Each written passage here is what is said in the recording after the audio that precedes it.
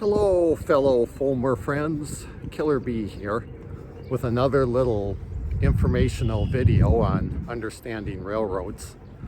I was quite pleased how well the last one on abandonments did. So now I think the next logical extension is to do one on rails to trails. Now, I'm in no way an expert on rails to trails, but I think I can fill out 5 minutes. So here we go. I am in Green Bay, and there are a number of former railroad rights of way, like the Milwaukee Road, seen here along the east side of the Fox River, that are now trails. As with all things railroad, first a little bit of background. In the late 1970s, a number of railroads were in bankruptcy. The Staggers Rail Act of 1980 loosened a lot of federal regulations that were strangling the railroad industry, which is another rabbit hole we can go down sometime. One result was a lot of lightly used track being abandoned. Oh hey, please subscribe if you haven't already. Thanks.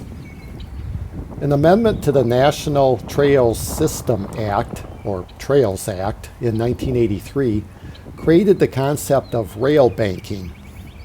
Under the Trails Act, the Surface Transportation Board, or STB, must preserve established railroad right-of-way for future reactivation of rail service by prohibiting abandonment where a trail sponsor offers to assume management, tax, and legal responsibility for the right-of-way for use in the interim as a trail.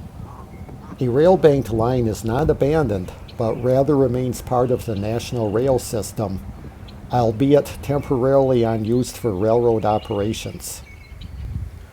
So, say a railroad files to abandon a line. A potential trail sponsor can file a request for a Notice of Interim Trail Use, or NITU, for interim trail use / rail banking. Under the Trails Act, the trail sponsor agrees to assume responsibility for the right-of-way and develop a trail, but they do so subject to possible future reactivation of the right-of-way for rail service. Now, if no agreement is reached, the railroad can abandon the line. Also, with the agreements, the railroad usually will remove the track, but leave in place bridges, tunnels, culverts, etc. The railroad that initiates the abandonment proceeding retains a residual right and obligation to resume rail service should there be such a demand. This residual common carrier right and obligation with respect to the line can be transferred. Also, another party can seek to reactivate a line. In such event, the NITU is vacated. There are only a handful of cases where rails to trails has been converted back to rails. One is the Mineral Range Railroad in Michigan's Upper Peninsula. In 2005, the Lake Superior and Ishpeming Railroad and the Michigan Department of Natural Resources reached an agreement for a 8.9-mile rail segment.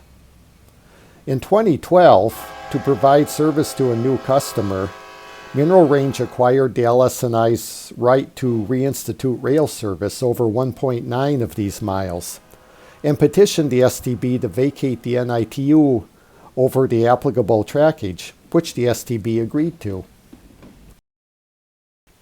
So Rails to Trails has an advocacy group, the Rails to Trails Conservancy, or RTC, and a counter group, the National Association of Revisionary Property Owners, or NARPO.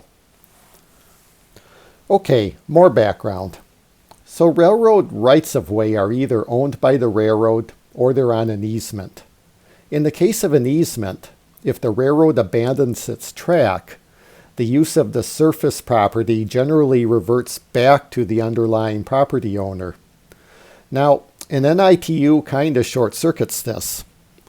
A property owner, let's say a farmer, and the railroad track bisects his farm field, may be excited about the railroad going away and him getting the use of that property back again now.